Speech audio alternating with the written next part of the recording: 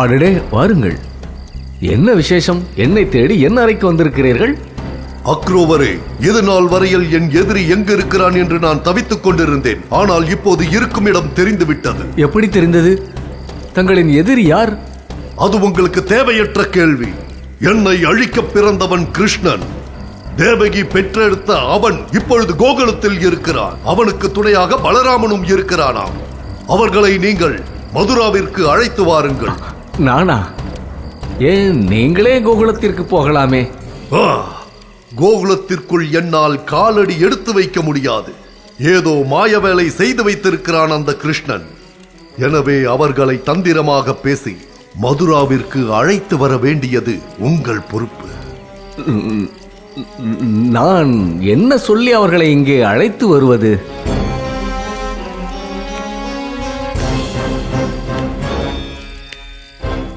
மதுராவில் தனூர் யாகம் நடக்கவிருப்பதாக சொல்லுங்கள். அதற்கு தேவையான பால், நெய், வெண்ணெய் போன்ற பொருட்களை அந்த சிறுவர்களை எடுத்து வர சொல்லுங்கள். அவர்களின் கதையை இவர்களை வைத்து ஒரு நொடியில் முடித்து விடுகிறேன். நீங்கள் சொன்னால் அவர்கள் நிச்சயம் வருவார்கள். இது வினையை விலைக்கு வாங்கும் காரியமோ என்று எனக்கு தோன்றுகிறது. பூதனை, சகடாசூரன், பிரளம்பரன், பகாசுரன் போன்ற அசுரர்களை 5 வயதிற்குள்ளேயே அழித்தவன் கிருஷ்ணன். இப்பொழுது அவனுக்கு 15 வயது. இந்த நேரத்தில் அவனது பலம் எப்படி இருக்கும் என்று தாங்கள் கொஞ்சம் சிந்தித்து பார்க்க வேண்டும்.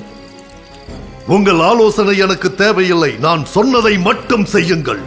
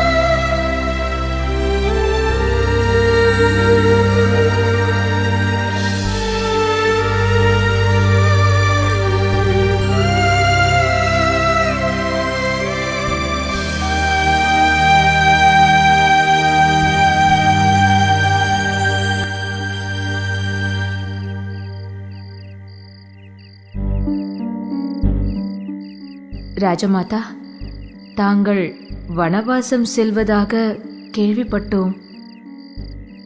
ஆம், நான் வானப்பிரஸ்தம் செய்யப் போவது உண்மைதான். நான் சென்ற பின் நீங்கள் இருவரும் பொறுப்போடு நடந்து கொள்ள வேண்டும். அம்மா, இதுவரை நீங்கள் காட்டிய பாதையில் நடந்தோம். எங்கள் மனது விரக்தியில் அலைகிறது. இந்த அரண்மனை வாழ்வும் வெறுத்து போய்விட்டது. நாங்கள் இருவரும் உங்களோட வனவாசம் வருகிறோம். தயவு செய்து மறுபேதும் சொல்லிவிடாதீர்கள். மகிழ்ச்சியோடு இல்லை என்றாலும் மனநிறைவோடு உங்களுடன் இருக்க வேண்டும்.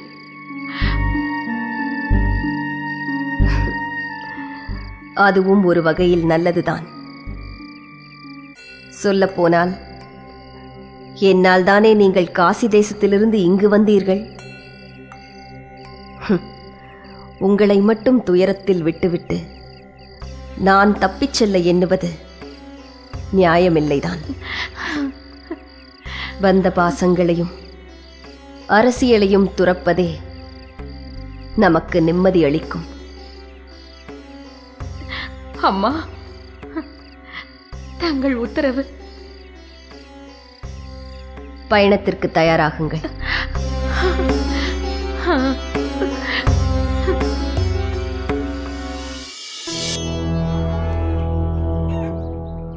கிருஷ்ணா, முகுந்தா, கோபாலா, நீ தவழ்ந்து ஓடி ஆடித் திரிந்த இந்த திருமண்ணில் என் காலடிப்பட நான் எந்த பிறவியில் என்ன புண்ணியம் செய்தேனோ அறியேன்.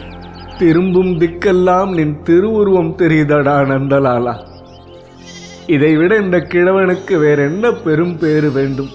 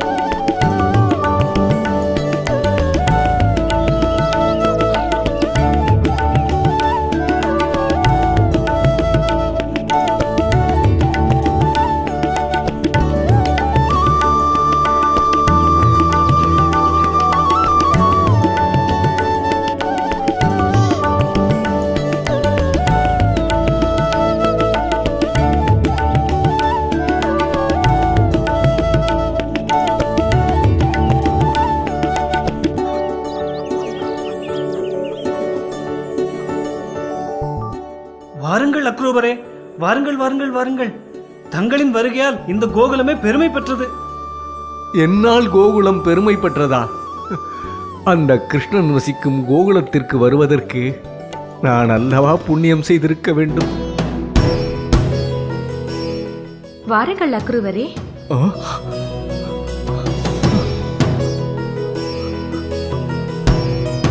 கிருஷ்ணா, தங்களின் வருகையைத்தான் நான் வெகு நாட்களாக எதிர்பார்த்து காத்துக் கொண்டிருக்கிறேன்.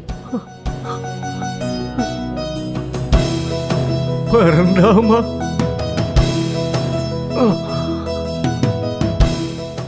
கிருஷ்ணா. அக்ரூபரே, தாங்கள் தாகசாந்தி செய்தீர்களா? நான் நல்ல நோக்கத்திற்காக வரவில்லை. அதனால் மனமொப்பி என்னால் தண்ணீர் கூட அருந்த முடியாது. என்ன சொல்கிறீர்கள்? கம்சன் தனு யாகத்திற்காக கிருஷ்ணனையும் பலராமனையும் அழைத்து வரச் சொல்லியிருக்கிறான். ஏன் இந்த திடீர் அழைப்பு? கிருஷ்ணனை தரிசித்த பிறகும் என்னால் பொய்யுரைக்க முடியாது. கிருஷ்ணனையும் பலராமனையும் திட்டமிட்டுக் கொள்வதற்காகவே மதுராபுரிக்கு அழைத்து வரச் சொல்லியிருக்கிறான். கம்சன் யாருக்காவது அழைப்பு விடுத்தால் அது அவர்களை கொல்வதற்கான திட்டமாகத்தான் இருக்கும். மல்யுத்தத்தில் மோதும் வீரர்களின் கவனத்திற்கு மல்யுத்த விதிமுறைகளை தங்களுக்கு இந்த அரங்கம் நினைவுபடுத்துகிறது. யுத்தத்தின் போது இடைக்கு கீழே எக்காரணத்தை கொண்டும் எதிராளியை தாக்கக்கூடாது. யுத்தத்தின் போது எதிராளி மயங்கி மண்ணில் விழுந்தால் அக்கணமே யுத்தம் நிறைவிற்கு வந்துவிடும். அதன் பிறகு மண்ணில் கிடப்பவரை எக்காரணத்தை கொண்டும் தாக்குவது யுத்த தர்மத்திற்கு எதிரானது. நடுவர் இந்த யுத்தத்தை எந்த கணத்தில் நிறுத்த சொன்னாலும் அக்கணமே நிறுத்திவிட வேண்டும். அதனை மீறி அதன் பிறகு யுத்தம் செய்பவர் உடனடியாக யுத்த களத்திலிருந்து வெளியேற்றப்படுவார். இந்த யுத்த களத்தை கண்காணிக்கும் நடுவரே வெற்றியாளரை உறுதி செய்வார். இந்த மல்யுத்த போட்டிக்கு திரு மணிமாறன் அவர்கள் நடுவராக இருப்பார். இப்போது கம்சருக்கும் சுங்க தேசத்து அரசருக்கும் யுத்தம் தொடங்குகிறது.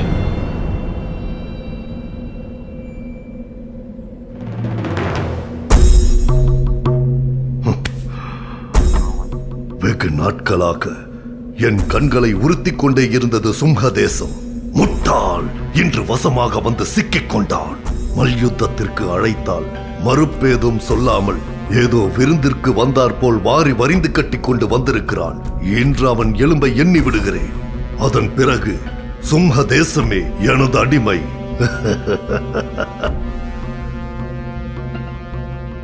அரசே, நீங்கள் மிகுந்த பலசாலி என்பது எனக்கு தெரியும். ஆனால் இந்த கம்சன் பொல்லாதவன், எந்த அநீதிக்கும் அஞ்சாதவன். யுத்த களத்தில் ஒவ்வொரு கணமும் நீங்கள் எச்சரிக்கையாகவே இருக்க வேண்டும். இந்த கம்சனின் யோகியதை தெரிந்தே இந்த மல்யுத்தத்திற்கு வந்திருக்கிறேன். இன்றுடன் அவன் கொட்டத்தை அடக்குகிறேன் பார்.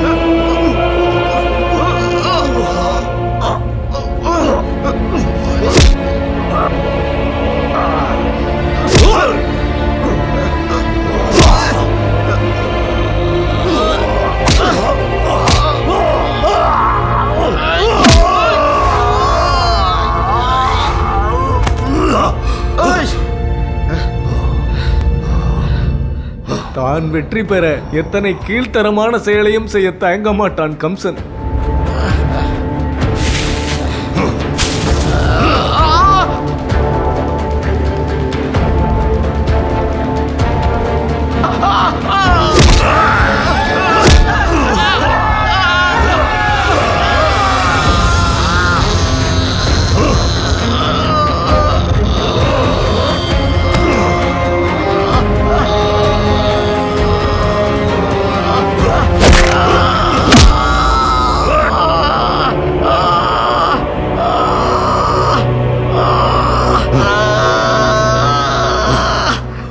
உன் உயிர் மீது ஆசை இருந்தால் ஓடிவிடு, இல்லை என்றால் உன் தலையை கொய்து விடுவேன்.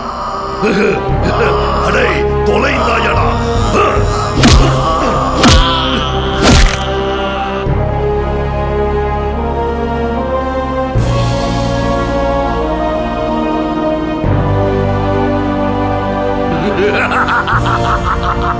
வெற்றி வெற்றி மாபெரும் வெற்றி.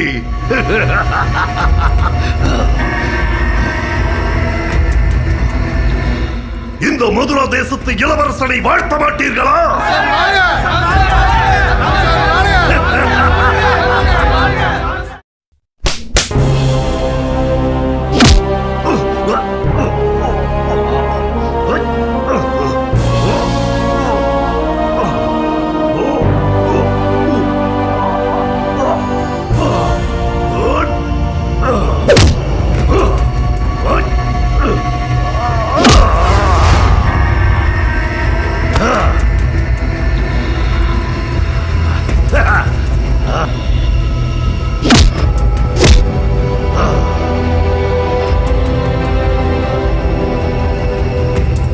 என்ன இதெல்லாம்? அக்ரூவரே, நாமும் இங்கு நடக்கும் அதர்மத்தை வேடிக்கை பார்க்கும் நிலையில் இருக்கிறோம். யுத்த தர்மமே இல்லாமல் ஒரு யுத்தம் எதற்கு? கம்சனின் இந்த அட்டுழியங்களுக்கு ஒரு முடிவே இல்லையா? அரசே, வல்லவனுக்கு வல்லவன் இந்த வையகத்தில் உண்டு. இந்த விதி மீறல்களுக்கெல்லாம் மிஞ்சிய ஒரு விதி இருக்கிறது. அதுவரை நாம் பொறுத்திருக்கத்தான் வேண்டும். இவனை என் மகன் என்று சொல்லவே எனக்கு வேதனையாக இருக்கிறது. எத்தனை அரசர்களின் இடுப்பை ஒடித்திருக்கிறான். இவனது அநியாயங்களுக்கு நானும் உடந்தையாக இருப்பதை நினைத்தால் வெட்கக்கேடாக இருக்கிறது. மனதை தளர விடாதீர்கள். அனைத்தையும் அந்த நாராயணன் பார்த்து கொண்டுதான் இருக்கிறான். விரைவில் எல்லாவற்றிற்கும் விடிவு ஏற்படும்.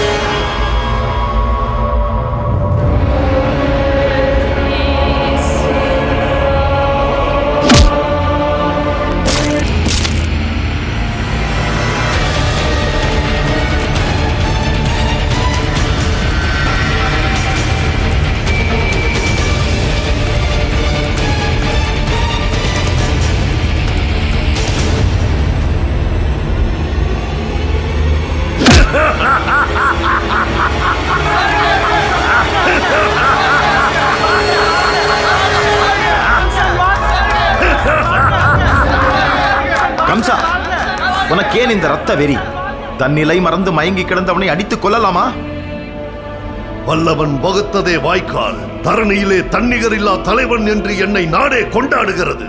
நீரோ எம்மிடம் நியாயம் கேட்க வந்து விட்டீர். நீ செய்யும் யுத்தத்தில் தர்மம் இல்லை. யுத்த தர்மத்தை மீறி அதர்ம வழியில் அவர்களை அடித்துக் கொள்கிறாய். ஒவ்வொரு அரசனை கொல்லும் போதும் நீ சத்திரிய தர்மத்தையும் யுத்த தர்மத்தையும் மீறுகிறாய். தந்தையே, எதிலும் பாகுபாடு பார்க்காத பண்பட்ட பண்டிதன் நான். தர்மம் அதர்மம் ஒரே வயிற்றில் பிறந்த இரட்டை குழந்தைகள். ஆதலால் எனக்கு இரண்டும் ஒன்றுதான். தேவையற்ற கவலை உங்களுக்கு. முடிந்தால் பாராட்டுங்கள், இல்லை என்றால் அரண்மனையின் ஓரத்தில் ஓய்வெடுங்கள். இந்த உக்கிரசேனன் தான் இந்த நாட்டின் அரசன் என்பதை மறந்துவிட்டு பேசுகிறாய். அப்படியா? அப்படி என்றால் நான் அரசனாகும் காலம் நெருங்கி வந்துவிட்டதென்று நினைக்கிறேன். கம்சா, என்ன இது? தந்தையிடம் இப்படியா பேசுவது? உன் பேச்சும் செயலும் நன்மைக்கல்ல என்று எனக்கு தோன்றுகிறது. குருவே, உங்கள் அறிவுரை எல்லாம் உக்ரசேனருடன் நிறுத்திக் கொள்ளுங்கள். இல்லை என்றால் என்னிடம் யுத்தம் செய்ய நேரிடும். அக்ரூவரே, எந்த வகையிலாவது கிருஷ்ணன் பலராமன் இருவரையும் கொல்வதே அவனது திட்டம். இப்படி ஒரு பாவம் நிறைந்த பணியை சுமந்து வந்த என்னை நீங்கள் எல்லோரும் மன்னித்து விட வேண்டும். அக்ரூவரே, உங்கள் மனதையும் பக்தியையும் நான் அறிவேன். நீங்கள் அரசனின் கட்டளையை ஏற்று இங்கு வந்துள்ளீர்கள். அது உங்களின் கடமை. பக்தி உங்களை உண்மையை உரைக்க வைத்துவிட்டது. நீங்கள் இது குறித்து வருந்த வேண்டாம். தனுர் யாகத்திற்கு நாங்கள் வருவதாக உங்கள் அரசர் கம்சனிடம் தெரிவியுங்கள். கிருஷ்ணா, என்ன இது விபரீதம்? விபரீதம் என்று தெரிந்தும் நீ மதுரா தேசம் செல்ல துணியலாமா? நான் இதற்கு ஒருபொழுதும் சம்மதிக்க மாட்டேன். நாளை தேவகியும் என் கணவரும் என் பிள்ளைகள் எங்கே என்று என்னை கேள்வி கேட்டால் நான் என்ன பதில் சொல்வது? அன்னையே, கவலை வேண்டாம். நாங்கள் கம்சனை துவம்சம் செய்வோம். பலராமா, கம்சனின் அட்டூழியங்களுக்கு முடிவு கட்டும் நேரம் நெருங்கிவிட்டது. அது ஒன்று நடந்துவிட்டால் மதுரா தேசமே விடுதலை பெறும். பலராமா, கிருஷ்ணா, கிருஷ்ணா.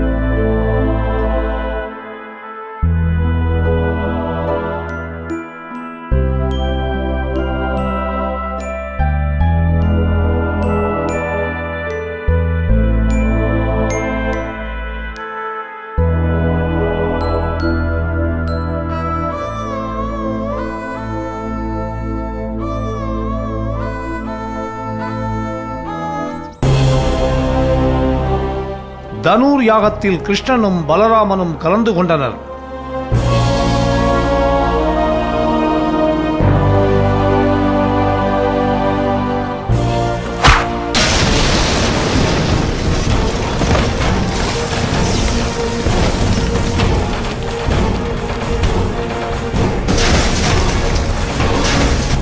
கிருஷ்ணன் வில்லை மீட்டும் ஓசை கம்சனை அதிர வைத்தது.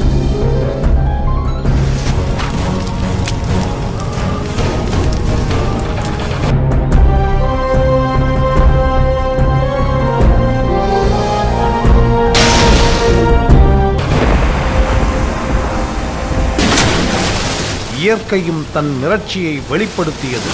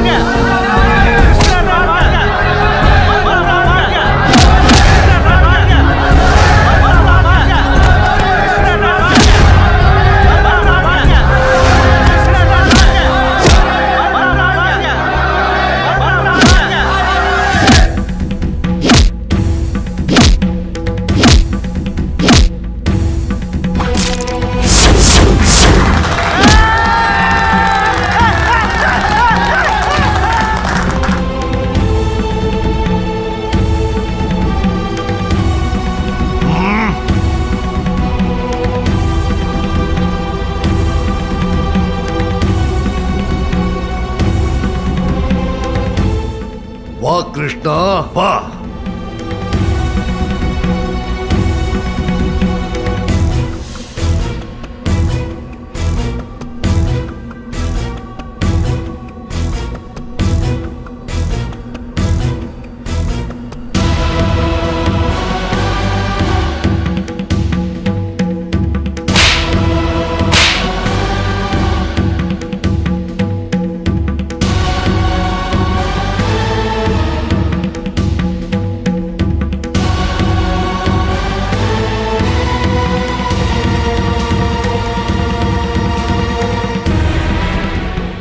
என் அன்பு தங்கை பெற்றெடுத்த புதல்வனே வா. உனக்காகத்தான் இத்தனை ஆண்டுகள் காத்திருந்தேன். இன்றோடு நம் கணக்கு தீரப்போகிறது. உண்மைதான், இன்றோடு கணக்கு தீரப்போகிறது. ஆனால் அதில் ஒரு சிறு திருத்தம். நம் கணக்கல்ல, உங்கள் கணக்கு.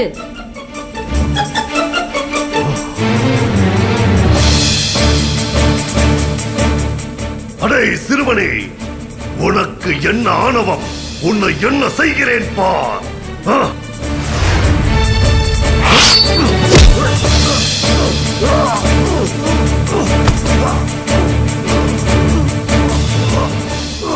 கிரீடம் தரித்து சிம்மாசனத்தில் அமர்ந்திருக்கும் அரசனை கொல்வது க்ஷத்ரியனுக்கு அழகல்ல.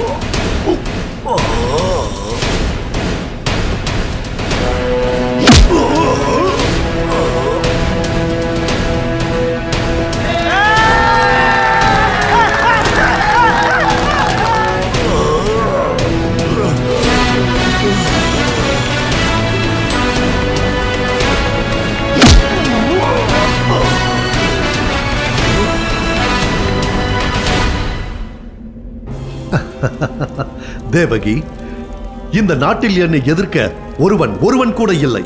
ஆனால் நீ பெற்றெடுக்கும் மகன் இந்த மாமன் நெஞ்சில் எட்டி உதைக்க வேண்டும். அதை நான் ரசிக்க வேண்டும். அப்பொழுதுதான் என் நெஞ்சம் குளிரும்.